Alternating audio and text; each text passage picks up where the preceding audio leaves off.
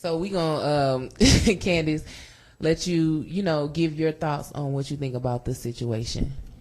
I think one of the biggest things that I heard was when you were talking about lead is the fact that when children are exposed to high amounts of lead, they have cognitive and behavioral, issues. And, we look at it, and you guys are talking about like kids being suspended, kids being placed in, special school district or different things like that based off of their behavior. But oftentimes our kids are being held to unrealistic expectations. Our kids are being held to adult expectations and their children.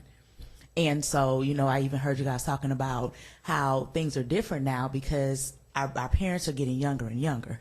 And, with me working with parents, it doesn't matter. I have grandparents that's, in their 60s and 70s, and they're still doing some of the things that the younger kids are doing because you don't know what you don't know until you know it, and so that's the big thing. I think that it's so important for people to stop putting labels on our babies and stop saying that something is wrong with you, and more highlighting on the things that's right with them, but also being able to take the time to, as you say, be patient with our babies and teach them the things that they need to know. You can't expect for these kids to know something if they've never been taught. Just something as simple as structure, as you were talking about. If you have a child and you're telling this child that they need to sit down, they need to pay attention, and they need to listen to these directives, if they don't understand, okay, my mind, like for me, I have ADD. So if you give me five or six directives, I got you at 3. And then 4 and 5, I'm probably done went on my phone. I done sat down and watched TV. I done started running the bath. Some did fold the clothes. I'm fried green tomato. Right. Oh, them fire. Okay. But it's like, why should I be punished if I forget? That means that I didn't fully process everything that you told me. Right. So instead of you punishing me, or and some of our parents don't understand, and they beat the brakes off their kids. Okay, so you done just beat the brakes off your baby because your baby, you told them to go clean their room, go, tie their shoes, put their shoes on, and then you told them to make sure they brush their hair. So you may get hair brushed and you may get a room clean, but then you have kids without shoes on, getting ready to walk out the door. Yeah, and some flip-flops. Or some socks, and they just going. And you're like, wait a minute, what's going on? Well, I didn't fully get it all. But if we are so quick to punish our babies and we come down with this wrath on our kids, they're not going to tell you, Mama, I forgot, because then why am I going to tell you I forgot if I get cursed out? Or if you're gonna lay hands on me because I forgot, I'm going to shut down on you. Right. And that's basically what's gonna happen. I heard you guys talking about silencing our babies, and we stifle their voices. And that's not fair, because you learn from your babies just like your babies learn from you. That's it. We are all learning from each other, and we need to, as parents and as adults, get this chip off our shoulders that we got it all together, because we don't have it all together. It's an arrogance. It's an arrogance that a lot of parents have. It's an arrogance that a lot of adults have. I have had to go back and forth with my brother about him placing. Don't blast him out. But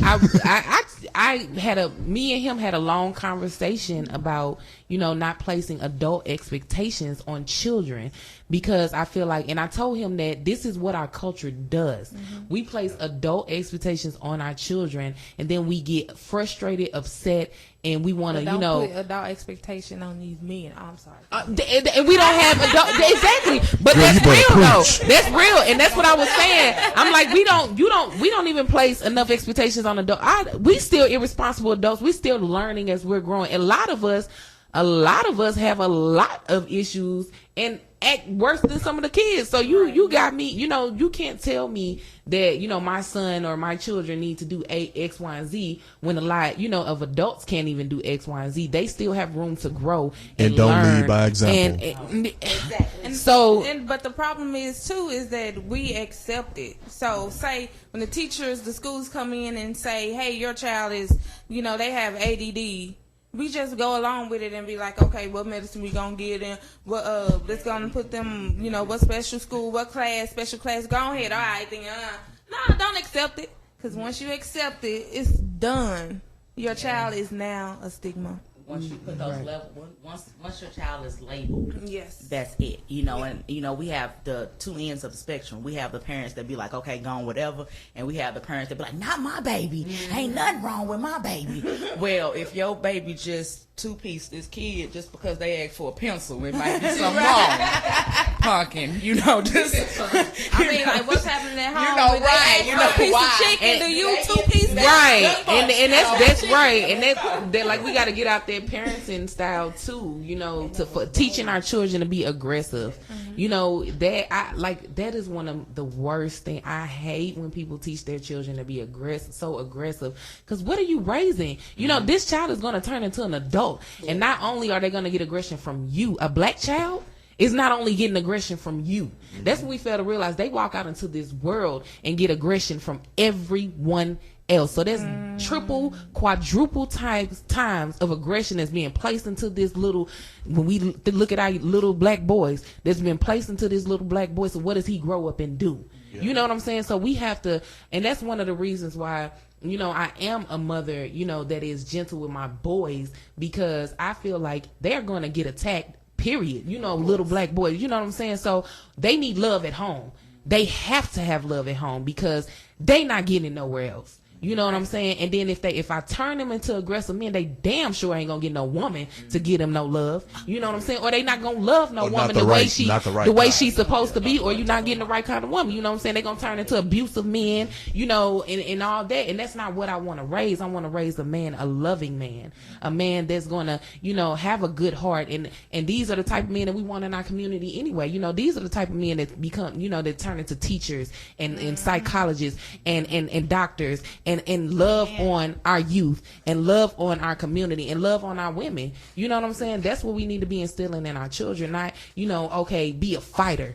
You gotta be tough. You gotta be rough. You gotta be, that is not what we should be instilling in our children. And that's one of the things that I feel like we have to get away from, especially with our young boys. Like, we should not just keep instilling in them that tough. They have to be able to express their emotions. That you just feel like, as a woman, how would you feel if you couldn't express your emotions? You know what I'm saying? And you know what, men, I have a lot of conversations with a lot of people, right? And I know I'm fortunate enough to know a lot of people. Well, with knowing a lot of people comes a lot of judgment and a lot of, critique and stuff like that, which I'm cool with. But when I say something, about how I feel, if I speak on a certain subject and you don't really feel like it applies to you, then that's fine. You don't necessarily got to speak on that. So what I'm talking about is, I had a conversation with a person, another black guy, who has 3 kids, right? And I was just kind of trying to encourage him and uplift him. And what I don't do is make excuses for people. You know what I'm saying? And I told him, I said, why are you not with your, I think they were engaged or something like that. I said, why are you not with her? Well, we just can't figure it out. What can you not figure out? You know what I'm saying? Right. I'm gonna give them Candice card, but I'm like, what is it that you can't figure out? You can't figure out that your kids need their father in their life. Is that what you can't figure out? Or that you chose this person that you probably couldn't figure out when you chose her? You know what I'm saying? But you exactly, yeah, and her knickerbockers. Her knickerbockers. So, but it's okay though for you to go lay up with somebody else and probably put them in the same predicament that you put this woman in, and he didn't necessarily like what I said. I didn't care, because as men, we need to take back our place. Women should not be having to, run the household, take care of everything. They shouldn't women just should not have to do that. That's why you have, that's why you have, balance. You know what I'm saying? Balance. That's why we have balance. And y'all need to take back, because I'm not gonna listen. I'm not gonna tell y'all what y'all want to hear. I'm just not gonna do it, because no matter what issues my soon-to-be wife and I have, I'm gonna be there for these kids. Yes. So we have to start. Yeah, we have to start taking account. That goes into accountability. If somebody is telling you something, and I think I made this the other day. If everybody around you is telling you something, it ain't them. Right. Right. So we have to start, being able to look at ourselves And that's where that healing part comes in too, because we are, like Candice said, we are, trauma is in our DNA. Trauma is in our DNA. So we have to start healing from the inside out. And until, you have some people that are able, fortunately we do have people, that are able to, know how to cope and learn, how to deal with things and learn how to deal with their emotions and expressing and things like that. And those are the people that, are able to exude that and bring, unity and the passion of, teaching and the passion of, doing all these things in our community. But we need more people. We need more people giving out, because, that's the only way it's going to, turn into this great, big, huge thing. Like we said, we can't just have the efforts of a few. So we have to start taking that accountability that we have to get some help. You know what I'm saying? Because if we don't get help, then we can't help anybody else. And then it's like, okay, another one bites we just constantly having people that is just not, I don't want to say waking up, but that's not, not alert and not, they don't get realizing that, it's something going on, and then they just going, they just going with the flow, and thinking that they don't have any responsibility or accountability to help in changing some of these issues within our community. But we have to get out of that mind state, because we all have a responsibility and accountability to put into our community and to uplift our community and to make some changes.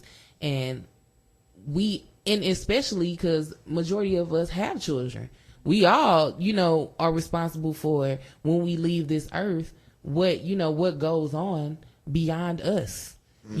Our children, and that's a conversation that we need a couple hours to discuss. Right. So much goes into that. Yeah. Our children have to carry on, and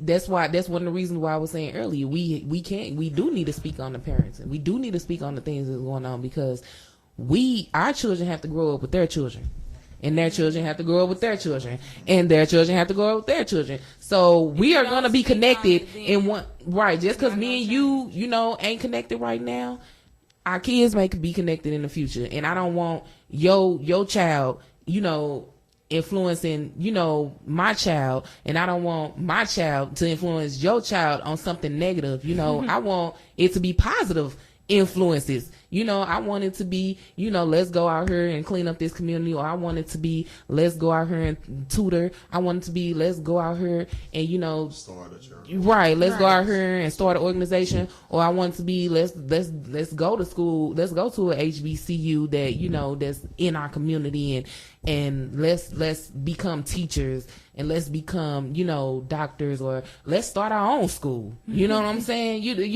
So we want powerful. We want our youth to be powerful and carry on powerful traditions of us, right.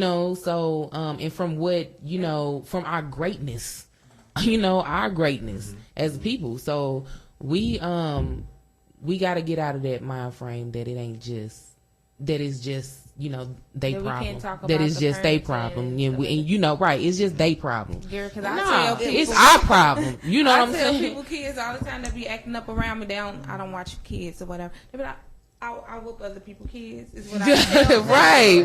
We what's that video? The parents and stuff. Yeah, when Brian was posting on Facebook, like, which one of yours? And except my daughter can't get whoopings. And don't leave them with me. Because if they acting up, I'm correcting them real quick. If they gonna come home, you gonna be like, she said yes ma'am, no ma'am, because a lot of kids don't do it. But when they come mine over do. They correct.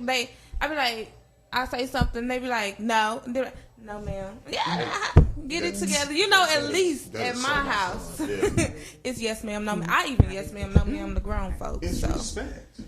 Respect. I just want to let me point out something before Candice get on this mic, because she said that she was listening on her way, and I did ask for Krispy Kreme donuts, and I said that I was hungry. And I know can y'all believe she came up in here? It's right on West 4. Empty-handed. She came empty-handed. Good friends don't do that. That's all. If you want to get raw, we gonna get raw.